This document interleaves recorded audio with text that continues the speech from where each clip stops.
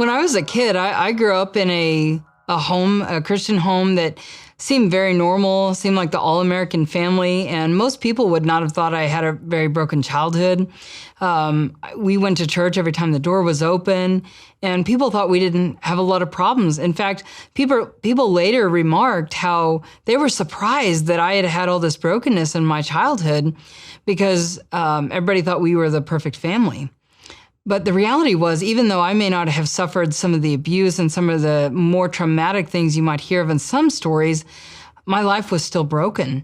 And I didn't have as good a relationship with my mom as people thought I did. And a lot of it was not her fault. We all have our own brokenness. And I don't blame her at all now that I'm understanding those things. But as a child, I misunderstood things with my mom.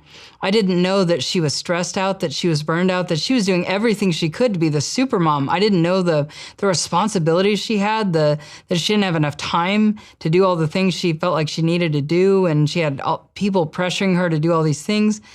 But I began to perceive her stress as not wanting me around, as not liking me.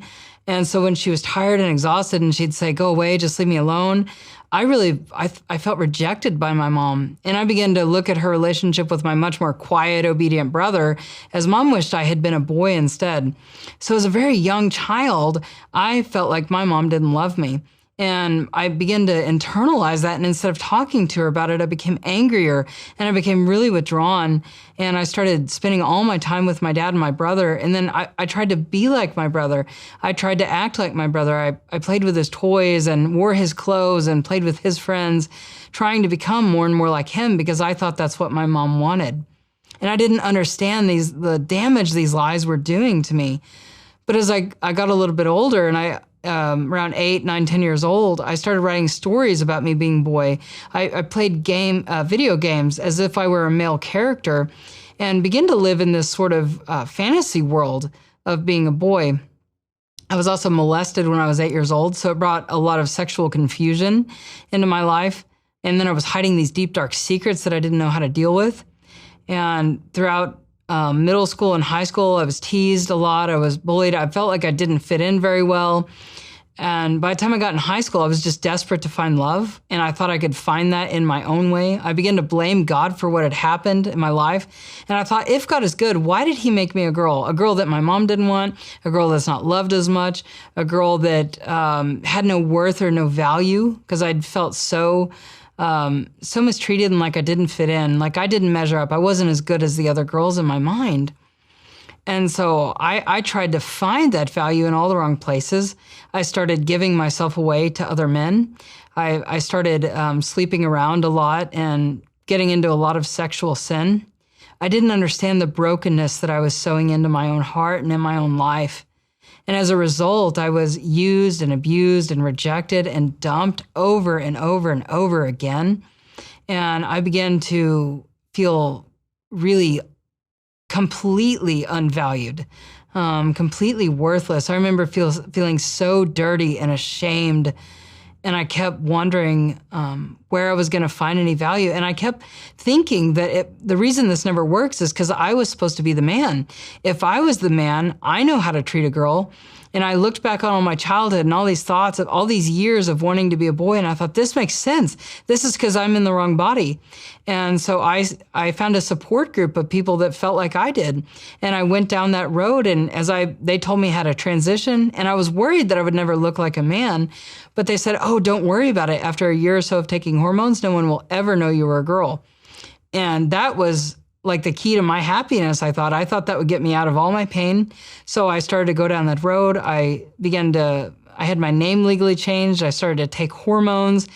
And as I began to transition, quote, that I thought I was transitioning to a man, I realized over time that everything was fake, but there was this elusive happiness that I felt like I would get there one day. One day this is going to be real. So everything was exciting because it was another step toward this goal that I had. But the more steps that I took and I realized that wasn't solving it, there began to be a lot of confusion. So at first it was very exciting, but then this doubt started rolling in. And in 2009, after I'd transitioned at 25, so this is a couple of years later, I went and had a double mastectomy, and I had the breast removed. And I was just on cloud nine. I mean, this was everything I'd ever wanted. I was so excited. I thought this was going to solve all my problems. Because of this, I was declared legally male. I took a letter from my surgeon to Vital Records in Oklahoma and was declared legally male. They changed my birth certificate, my driver's license. But I remember a few weeks later getting really depressed because I realized that the surgery didn't actually make me male. It made me look male, and it gave me the appearance of male, and I was male on paper, but I knew inside that something still wasn't right. I still had this gender dysphoria. And I thought, well, it's because I still have all these other female organs. Once I get rid of all the female organs, then it will be real. A couple of years later, I had a hysterectomy. So I had the uterus removed. I had the ovaries removed as well. And I thought, now my body's not going to produce these female hormones. Now I'm just going to be able to be a man and move on with my life. But it still wasn't real.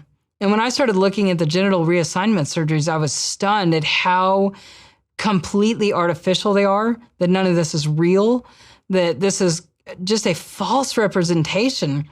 And I began to wonder, well, at what point does this become real? How do I become a man? And I began to realize in horror that not only are these surgeries not real, but there were lots of potential complications. I had heard horror stories of people that had major problems with these surgeries. In addition, they said 40 to 60% would lose all sexual feeling permanently. And on top of that, I couldn't afford it. No one had ever told me the risks, the complications, or how expensive this was. No insurance covered it at the time. It would have cost me $100,000, and which I knew I was never going to have that kind of money. So I thought, well, what am I supposed to do now? Here I am, halfway transitioned. This isn't real. And it didn't matter how many people around me believed it, because now I had a job where I was only known as male. They didn't even know I was transgender. So everyone around me, except for my family, only knew me as male. And yet this still wasn't real. And I was so empty and I was so broken. But every time I thought about being a woman, it was so painful. And there was no way that I wanted to go back. I couldn't be a woman again. But God had been pursuing me this whole time. My parents had been praying for me. And throughout the years, God would use little circumstances, little dreams, things I'd hear over the radio, people he'd put in my life to draw me little by little. And I began to just be curious when I hadn't wanted God for so long. But I just began to want to know God a little more. And one of the most profound things is during this time, my parents realized they couldn't fix me. And for the first time in their life, they stopped trying to fix me and really surrendered me into the Lord's hands. And they didn't abandon me, but they just began to pursue Jesus. And as the more that they pursued Jesus, the more that I began to observe what was happening to them. And as the Lord began to change them, I began to desire what they had. And at one point, I realized that for the first time in her life, my mom was completely filled with peace, a peace I had never seen in her. And she had faith like I had never known. And I wanted what she had. And I went home and I gave my life to the Lord. And with total sincerity of heart, repented of every sin I could think of. And I got radically saved. I was so on fire for Jesus. I couldn't believe that Jesus saved someone like me.